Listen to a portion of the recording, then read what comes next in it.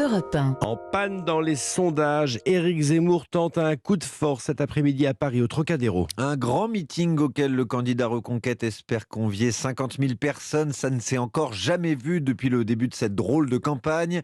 L'enjeu est très important pour Éric Zemmour, désormais annoncé 4e ou 5e dans les différentes enquêtes d'opinion. Victor Chabert, vous suivez sa campagne. L'ancien journaliste abat là l'une de ses dernières cartes.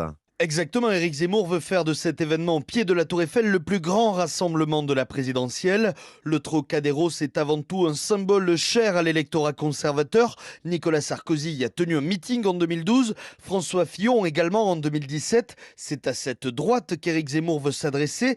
Estimé à 11% dans les sondages, il est bien loin de Marine Le Pen qui dépasse désormais les 20%. L'ancien journaliste sait donc qu'il y a peu de chances que des électeurs RN quittent la dynamique de leur candidate pour aller vers lui.